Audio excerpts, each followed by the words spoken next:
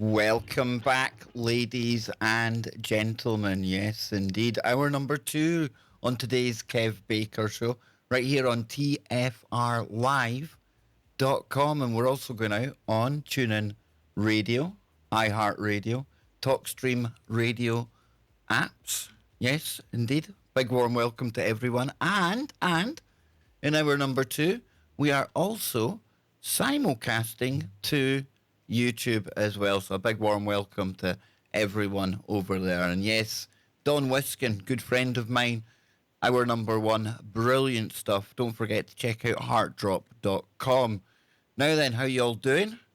We can get into some other kind of topics now. And it was great hearing from Frank again as well, one of our regular callers into the show when Don is on. And of course, he was a recent guest when I had Bill Bean on the show.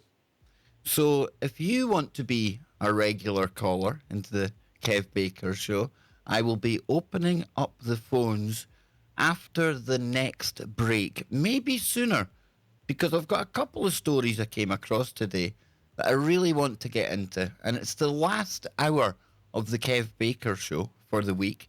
Yes, I'll be back on Freaky Friday tomorrow.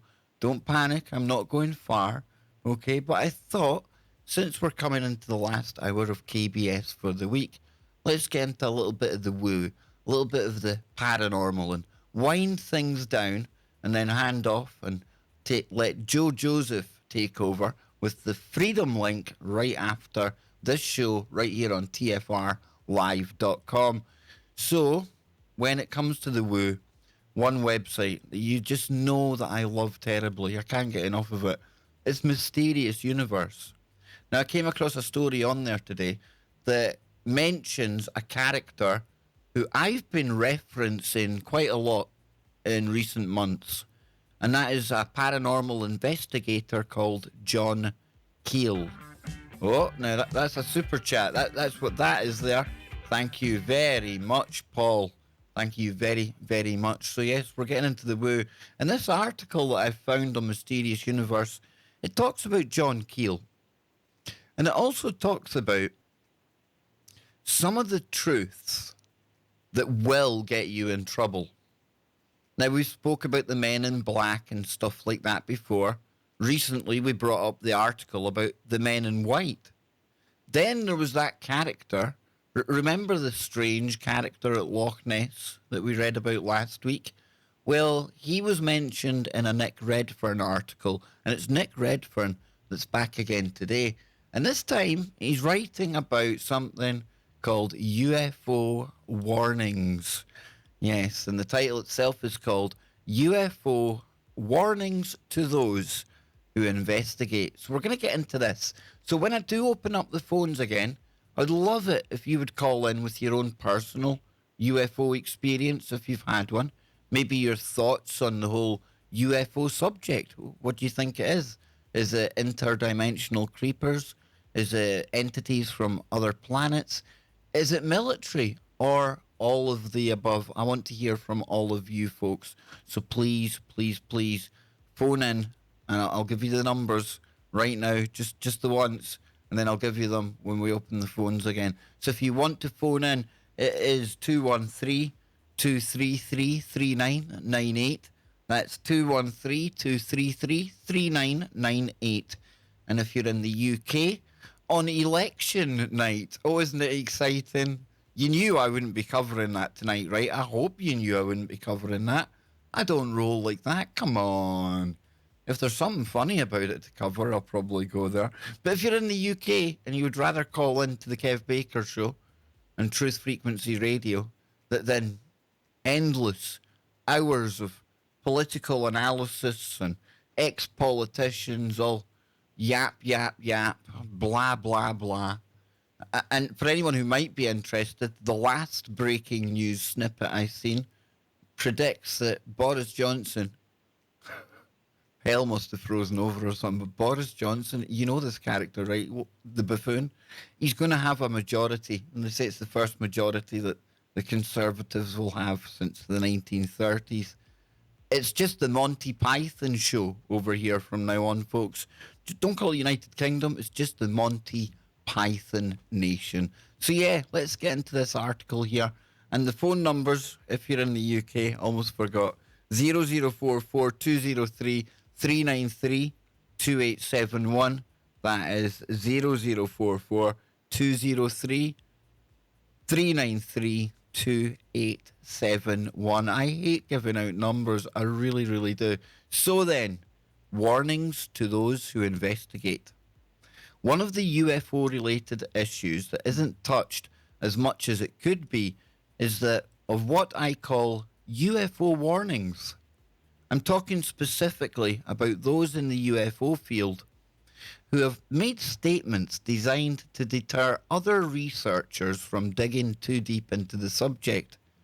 Now, for the sake of their physical health and sanity. In many cases, they are former researchers, people who had stumbled across something that led them not just to quit ufology, but to encourage others in the field to quit too. Frederick Ted Holliday, the author of The Goblin Universe, The Dragon and the Disc, and The Great Orm of Loch Ness, claimed to have seen a man in black type character near the shores of Loch Ness in Scotland in 1973. That's the one we read about the other day, remember? And it says Roland Watson, an authority on the Nessie phenomenon, says events took an even stranger turn when Holliday's co-author, Randall Jones Pugh, did a radical thing when in 1980 he destroyed his UFO work and walked away from the subject. This happened after a series of personal experiences which he said were, quote, too frightening to talk about. Why did he do that? What were these experiences that put fear into him and did the death of his fellow investigator, Ted Holliday, months before, add to some intimidation he felt he was under? Now, there is now no way to tell since Randall died in 2003, and Pugh warned to stay away from the UFO subject. Such was the fear that he developed into the phenomenon. Now, I know that in alternative media, there's this kind of idea that we're all being tapped, we're all being listened to, and the NSA, GCHQ, they're all on our case, okay? Well, newsflash, everyone that's online on a network device, we're all being listened to. That's first off. And to be honest with you, my own personal experience, I've never felt as if I've been in any way interfered with, anything like that, apart from when we covered a certain case in London that I won't rename, because when you say the name of that case, strange things start to happen, okay? But I personally, I've never covered any stories that I would say warrant any kind of Men in Black or alphabet agency kind of attention. And I'm just being honest with you. I would love to think I'm that important. I honestly would. But no, it really isn't. But I'm not saying other people out there haven't been interfered with. And John Keel, he'll come up in the article here. He really springs to mind because he had a lot to say about this in the Mothman Prophecies. But it says here, in an interview I did with Ray Bosch, both a priest and a long-time UFO investigator, he told me, I've always thought that one of the most important things that John Keel ever said was that if you have kids or teenagers, this is not something to encourage them to get involved with. Now, Keel was pretty dyed-in-the-wool atheist, but he understood that at some level, there is something, in some sense, transcendent over us that can, if nothing else, mess with us. And it can cause a lot of damage. Now, sometimes I think I'm singing a one-note song with this from a Christian perspective. I would not consider myself theologically liberal or a theological fundamentalist, but my beliefs are solid orthodox and rooted in my view of the Bible as God's inerrant word. But there are things that we just aren't equipped to deal with from a mechanistic naturalistic worldview. There are malevolent forces out there that will be happy to take advantage of just about any opening that we give them. And so we need to be very cautious.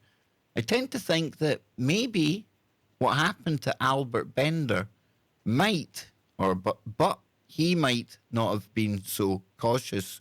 And talking of Albert Bender, he was the poor soul who, in almost single handed fashion, unleashed the Men in Black phenomenon on ufology in the early 1950s. He was also a direct witness to the chilling things in black. Not only that, but Bender largely quit ufology after writing in 1962 book Flying Saucers and the Three Men. Eventually, he quit the subject completely. Even today, the full story of Bender's exit from ufology remains shrouded in mystery. Notably, Bender himself, back in the 50s, warned his colleagues of the dangers of looking into the UFO phenomenon. Now, I really hope there's people out there that can call up and you'll have your own UFO experience. Or even better, maybe you've had some kind of Men in Black experience. Maybe you've had that Men in White experience that we were talking about the other day. I don't know. We're going to find out, right? And this is where it really gets into it. Because it says, now let's take a look at the work of John Keel, most noted for his books The Mothman Prophecies and Operation Trojan Horse. In a 2017 review of the latter book, Andrew Griffin wrote, Keel says that black magic is often linked to the phenomenon, but some people have such frightening experiences dabbling in the topic that they abandon it for good.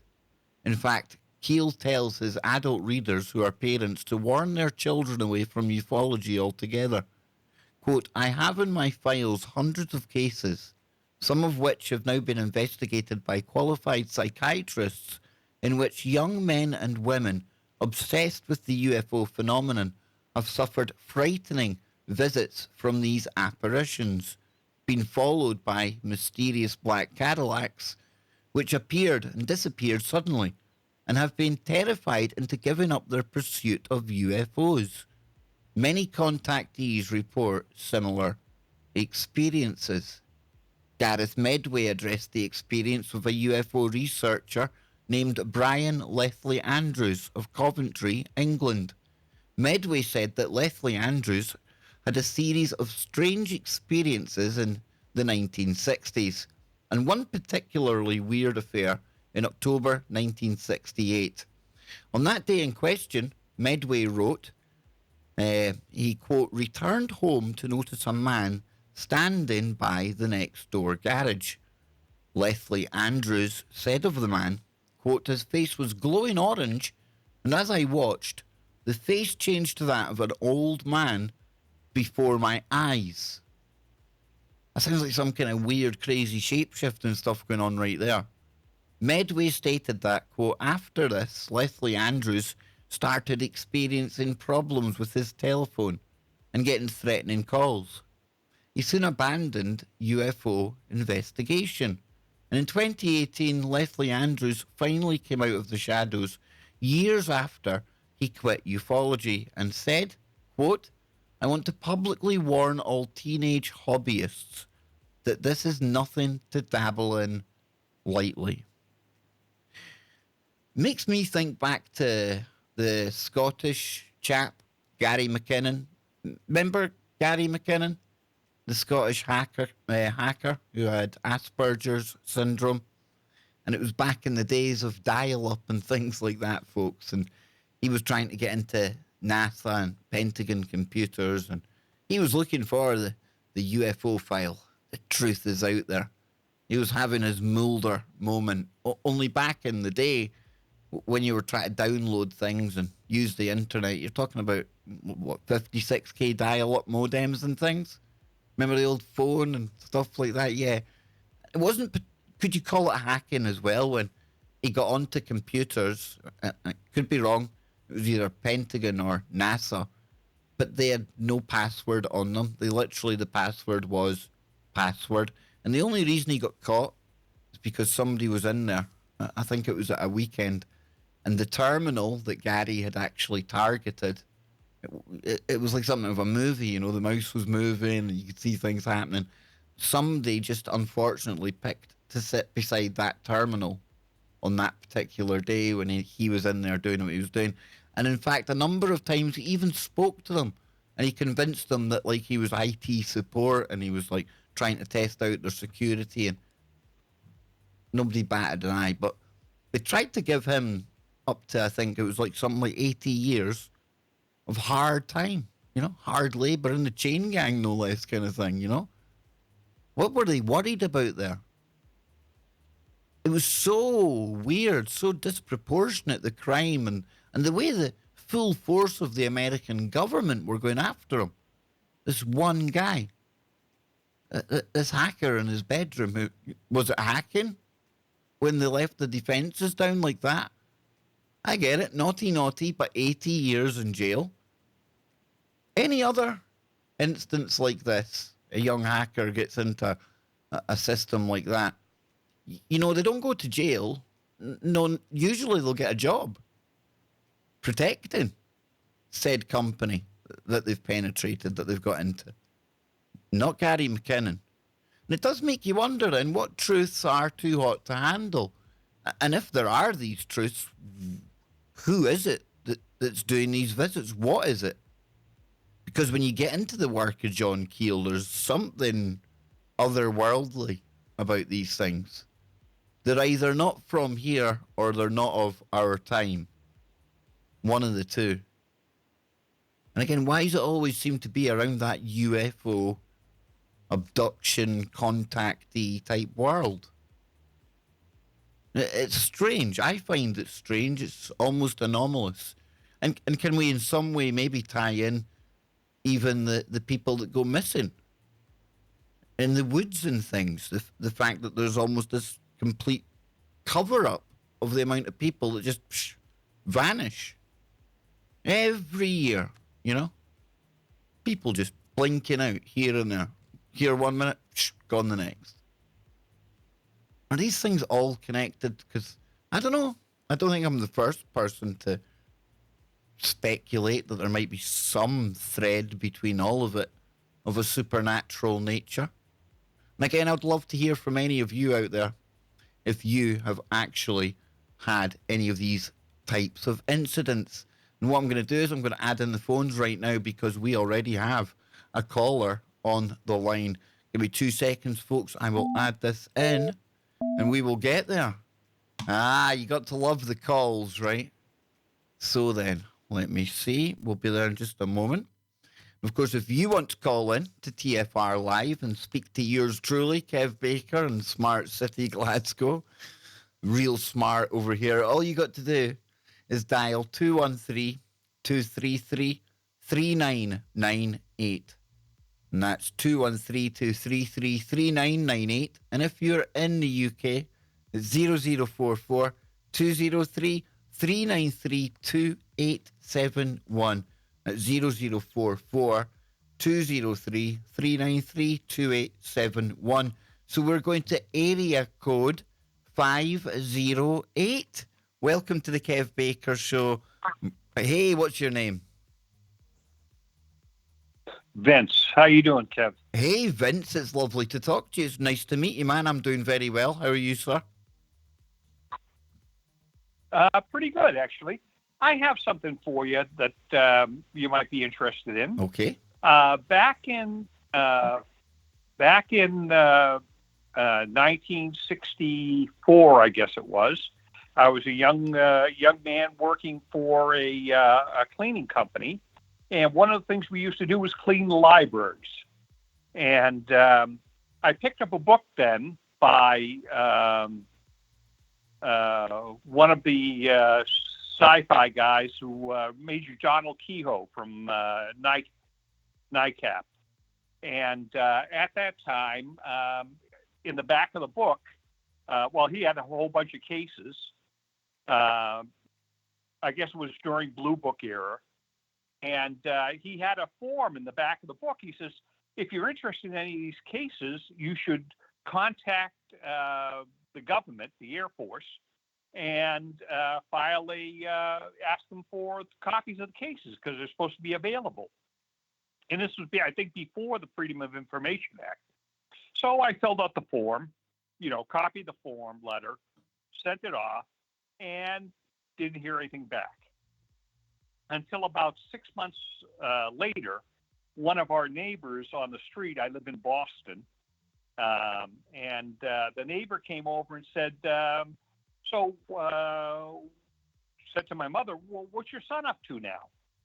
And my mother said, well, nothing as far as I know. And he said, well, we had the FBI here inquiring about him. And apparently this happened to several of my neighbors on the street. Didn't think anything of it other than the fact that that was the only thing it could have been. Years later, I went into the Air Force. And when I was in the Air Force, I had a chance. I was working meteorological equipment repair. And we used to go out and have to install barometers at different military bases. Well, I was in Northern California. I was attached to a detachment there who traveled all around Northern California and Nevada. I was dispatched along with a colleague of mine to go to Nellis Air Force Base.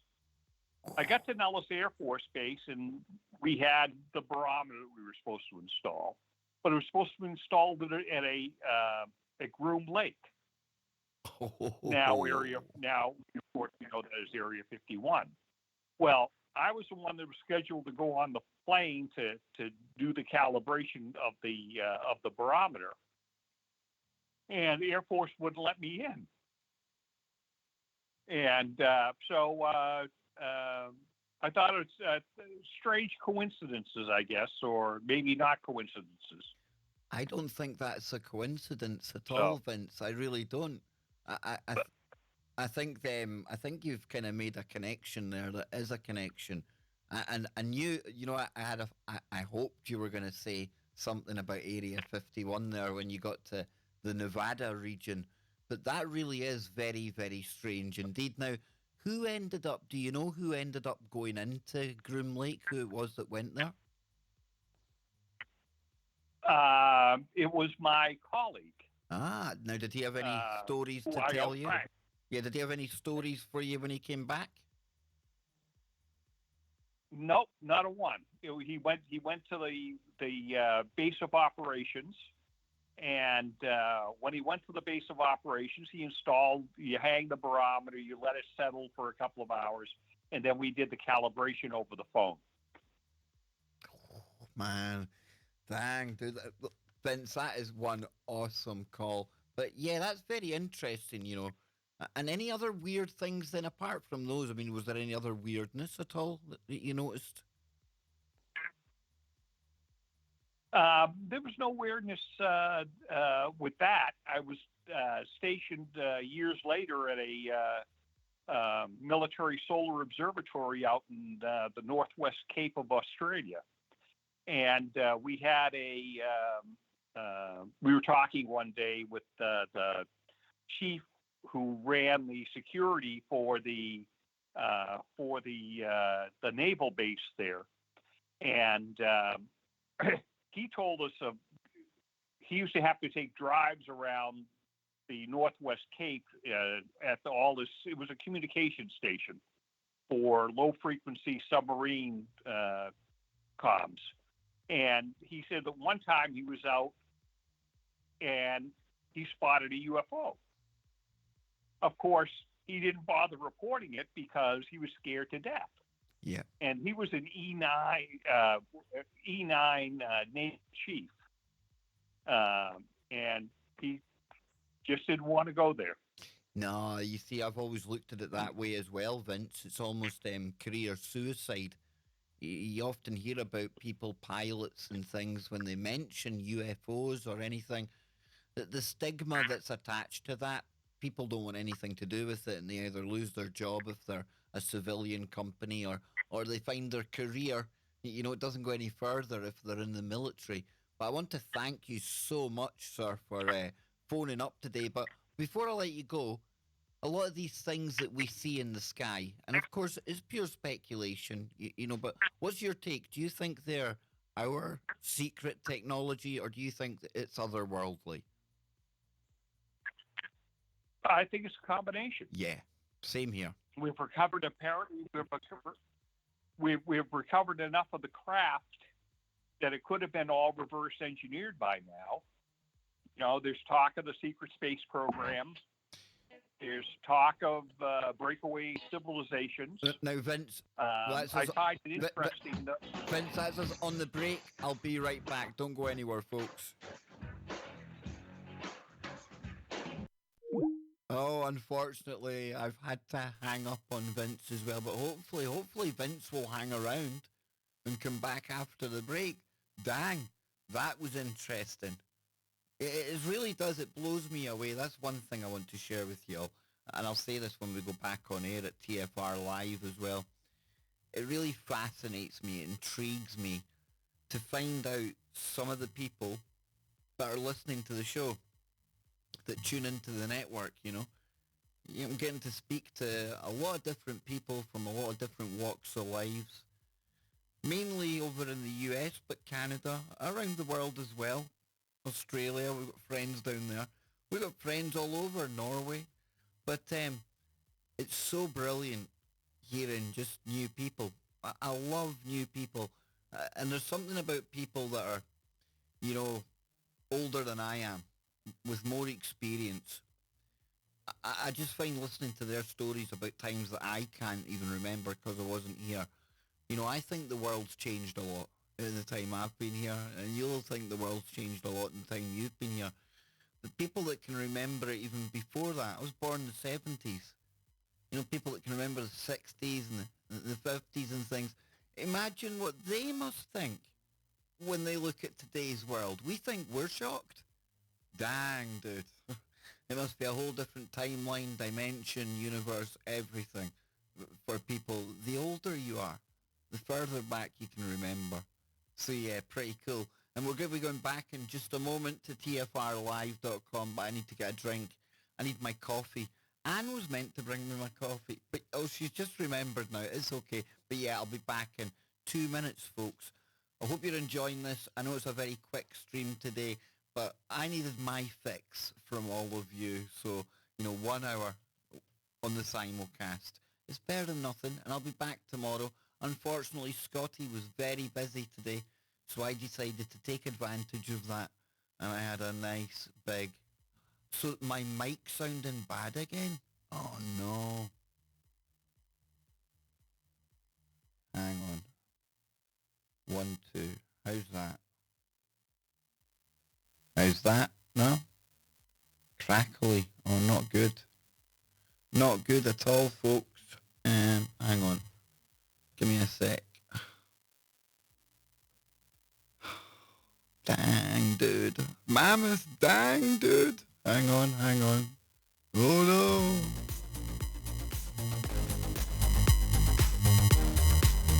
How's that? Is that it better now? I think that's it better now. Think it is. When did it happen?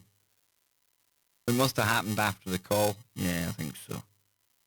There we go. Hopefully we're good again. Hopefully we're good. I'm sorry about that, folks. I apologise. Oh. Dang, right, we're going to go back to the network in just a moment. Oh, we've got callers on the line as well. Exciting times. I've got coffee too. It's all happening here. Thank you so much, Anne. Sounding better? Still bad. Music bad as well. Not good. And my mic's gone. Awful. Hang on. 1, 2. 1, 2. Clipping.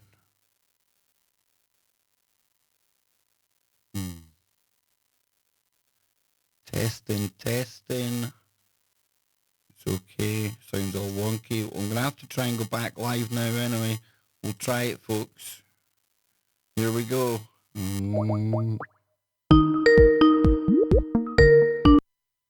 Okay, welcome back, ladies and gentlemen.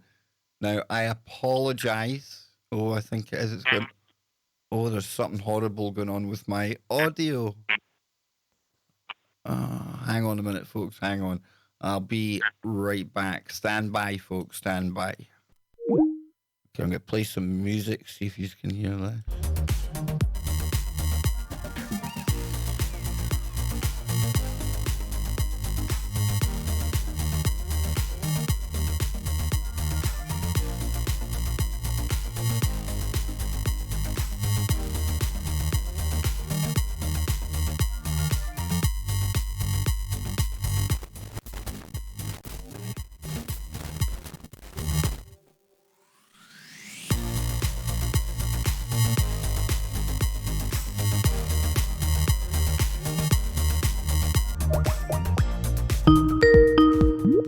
Okay, folks, okay. I don't know how my audio is sounding now. I think it might be a bit better. I hope it's... No, there's something feeding back there. Hang on. I know what it is. We've still got a caller on the line as well. And is my mic sounding a little bit better now, folks? A little bit better? We'll try and go with it. I'll see how it sounds. Here we go. Vincent, you're still on the line. So, Vincent, I think, have you got the radio on in the background? No, sir. My radio is, my sound is off and everything. Oh, it's something weird. So, yeah, I mean, I was agreeing with you just before we got cut off by the break. I have to agree with you when it comes to the whole UFO kind of topic. I do think that it's a mixture of our craft that we're testing, secret future stuff. Nothing nefarious, it's just the way that stuff works before it's public, it's done in secret. And at the same time, though, I don't think we can account for every single incident with the test flight theory. And I do think that there is a possibility that we've been visited, not just recently, but throughout history. And you can look back at ancient texts and things like that, Vincent. And there's so much there that doesn't prove it definitively, but there's a lot of evidence to make a good case for it. But that's just my opinion. In 1974 and 75, when I was with the U.S. Air Force, I was stationed up at Loring Air Force Base in Maine. And, of course, that was a SAC base then, and we had nuclear weapons on it. Well, shortly before I was stationed there, they had a UFO sighting above the nuclear weapons area. It was so serious that the guards at the time actually ended up drawing their weapons and, while they were observing it. Unfortunately, however, that story never really got out. And the cover story for that was it was a blacked out helicopter that was smuggling drugs over the Canadian border into the U.S. That's as bad as when they tell people. Remember when Blue Book tried telling people it was swamp gas, things like that? It's ridiculous. They think people are so stupid at times. Oh yeah, well they think everybody's stupid, or in some cases they mute the people down and say no, you can't talk about this forever. But it's just a long line of things. Yeah, before I let you go, one of the things I find. On you go, Vince. On you go. Go ahead. On you go. No, I was going to get you to get your thoughts on one last thing because we've got other callers on the line, but. You go for it. What's your last thoughts on this? Okay, all right. Last thought is the TTSA back a year ago sucked the life out of all the UFO things. Everybody thought it was over or thinks it's over because the government came out and said, yeah, all right, we admit it. We've been doing this. We see UAPs all the time. But the reality is that now the government is stepping back away from it. Yeah, saying that Vince, this is amazing because what I was going to ask you, with your experience, I can tell what you're talking about here, and I was going to ask for what your view was on the current air quotes here disclosure situation, and I was going to ask you about the TTSA. I don't know what to make of that company, alphabet agency at all. I've worked for the alphabet agencies. I did 30 years overseas working with both the I and the A people, and the thing about it is that NICAP was brought down because of having all the spooks and spies attached to that program, and now they've done the same thing to the TTSA with Hal Puthoff and all those. They're all connected to the three-letter agencies up and down the line. Absolutely, so, you are, and I'm glad you said this. And I want to thank you, for phoning into the show, Vince. And I would love for you to phone in again some other time, because it's okay for me to speculate about these things, but you're calling on a wealth of experience there. And of course, I can only take that at face value, but I've got no reason to disbelieve you. And speaking to you, you definitely know what you're talking about, and you sound like somebody that's been in and around that world. And I don't mean that as any kind of insult at all, sir. I just mean that you seem to know what you're talking about here. So again, I thank you on behalf of me and the audience out there, because, without people like yourself, Vince, and I'm sure you've probably got lots more stories that you may or may not share at some point. Yeah, but I really do appreciate the fact that you've taken time out to call in here. I hope you appreciate that, man. All right, not a problem, Kevin. Thank you very much, sir. No, thank you. Okay. So, yeah, like I was saying, folks, All right. You just never do know who's listening to the information. And a big shout out to Vince for phoning in there. That took things to a whole new level altogether, and really interesting to hear somebody who shares my opinion, albeit a very negative, pessimistic one, about To the Stars Academy. It's not disclosure, folks. They're up to something, but it's not the disclosure that we've often talked about. So we've got another caller on the line, and we're going to area code 903. Welcome to the Kev Baker Show. What's your name, and what do you think about what we're getting into tonight? Oh, hey, Kev, how are you? I'm doing very well. This is King Sweet. King, I seen you in the chat room. King Sweet. Brother, I seen you in the chat room saying you had a very interesting UFO story. But before we get there, I wish I could digitally shake your hand. I feel like I know you, man. You've been hanging about the chat and the show for so long. So thanks for calling in, dude. Oh, man, I love the show. It's a highlight of my day, man. I never miss it, But, yeah, I'm not the kind of weirdo that has UFO sightings and all kinds of crap. But do you remember, man, it's been some years back now, 2008 or 9 in Stevensville, Texas, the UFO flap? Yes, I do. You recall that? Those lights? Okay, man, but I was living there in a town called Brady, which is less than 100 miles in a straight line distance from Stephenville. It's to the south. And, man, once I drove a truck. I drove a sand truck hauling sand to the oil fields and whatnot. And when I had parked my truck, and it was about 9 o'clock at night, and this is when all that's going on, and I'm thinking this is crazy, It's in the news everywhere, all these lights and stuff.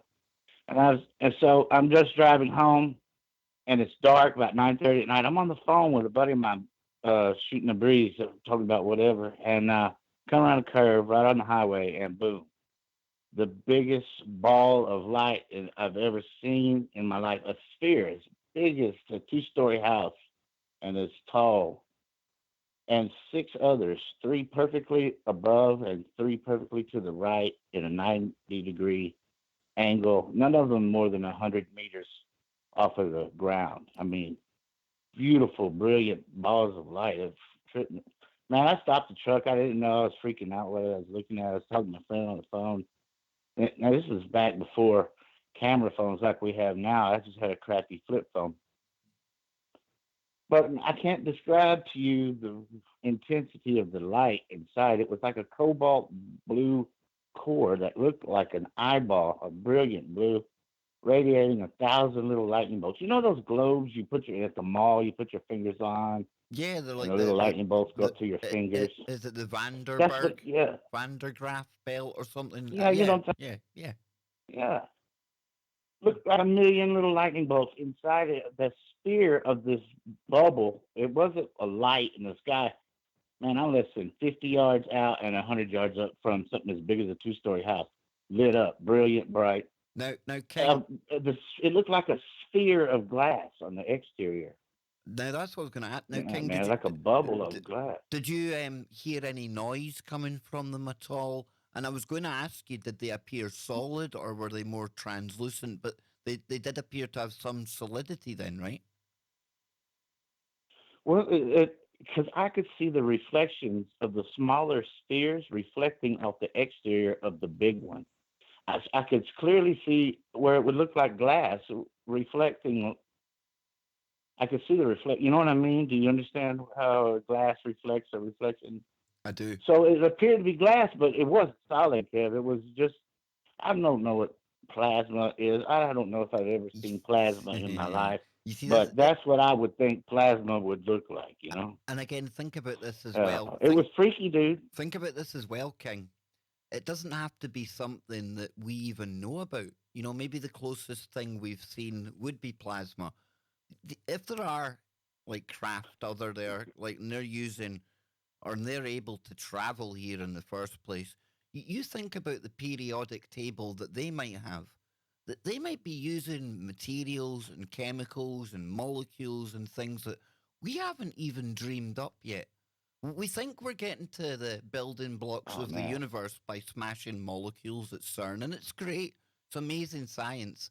But within our limited thought, it's brilliant, but there could be so much more out there. So who knows what we're looking at, King, when you look at that? It could be anything. I don't know, man. You know, it didn't, as bright as it were, and they were less than 100 yards off the ground. The grass and trees below were not lit up. It should have looked like a baseball field or a football field with a bright light. Because they were so brilliant, but it's as if the light didn't cast onto the ground just below it. It was this funky green layer of haze right on the top of all grasses and the little shrubbery trees that were out in the fields.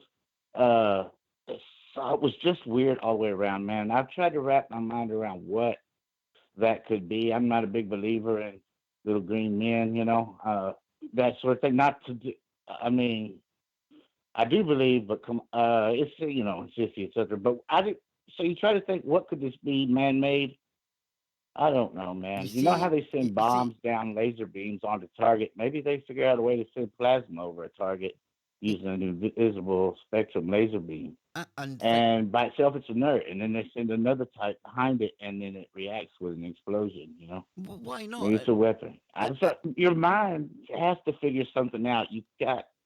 It's weird, dude. No, it happens, you can never stop thinking about this is perfect, King, because what you're describing is the perfect example of what I was talking about when I done the coincidence show. And it's the way our brains work. It's natural. It's the way it's wired.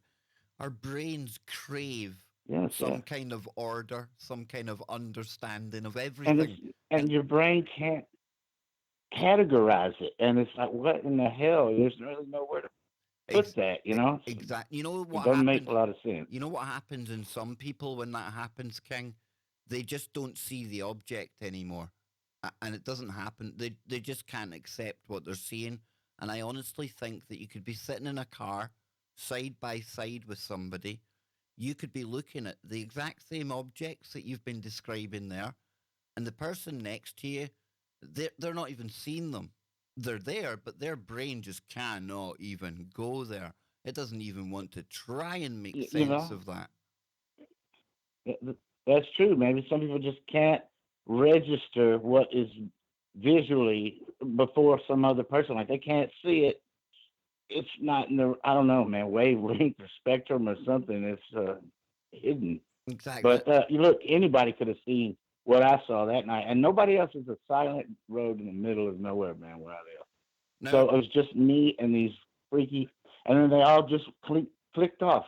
The three smaller ones on top, the three smaller to the right, one after another, and then the last one was the big one. And when I say clicked off, man, I mean they just imploded like to nothingness, boom, and were gone. It was. gone.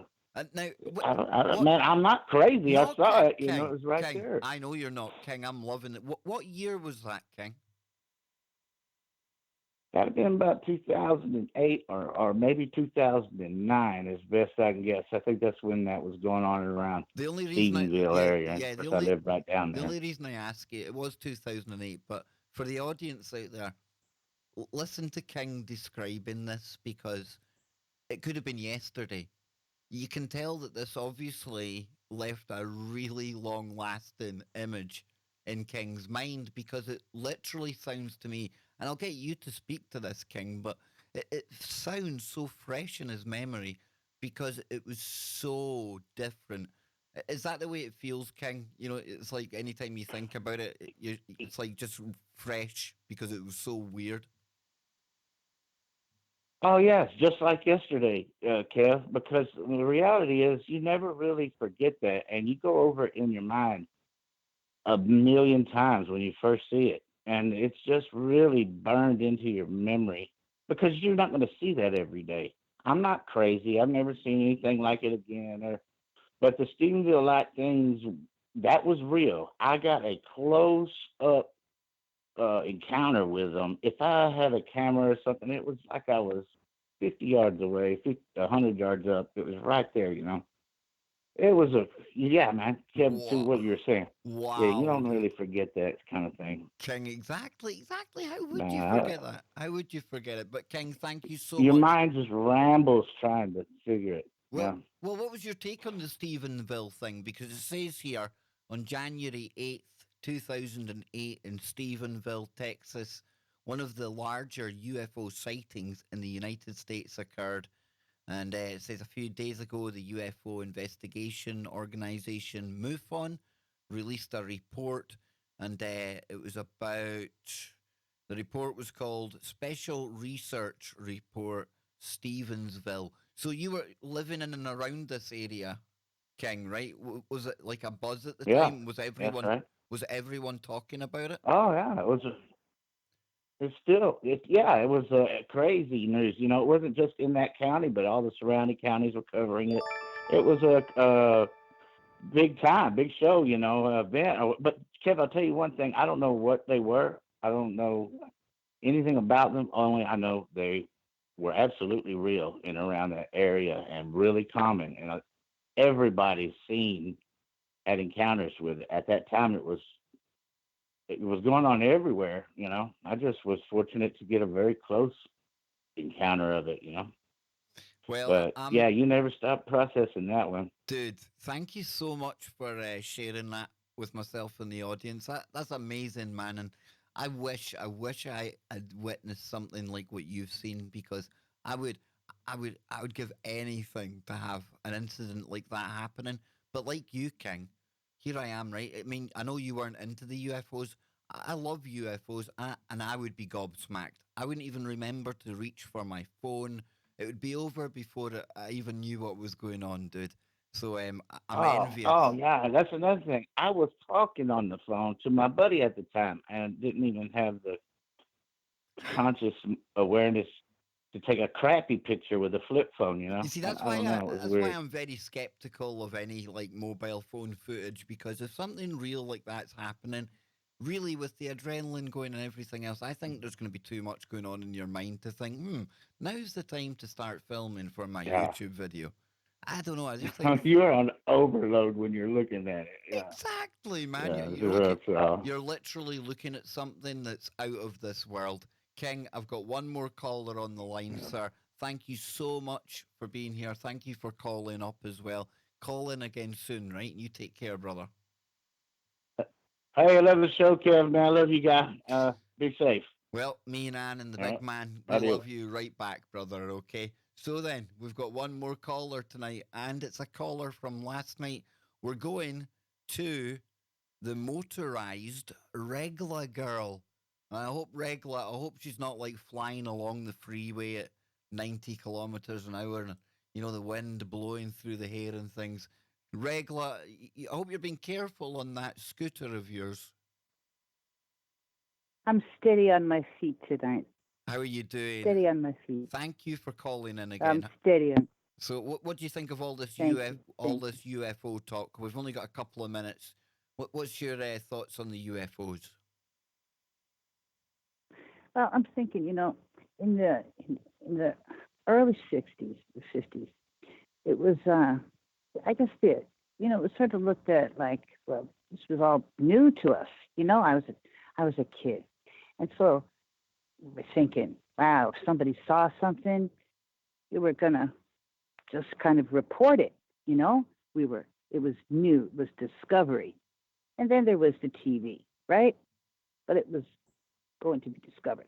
Now I'm thinking, do you know who Susan Clancy is?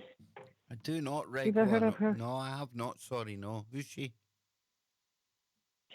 She's a Harvard University psychologist who had a book published called Abducted, I guess around 2005, called Around the Myth. She was known for the trauma myth, so she kind of was hooked up with, interestingly enough, a trauma myth is also connected to sexual abuse.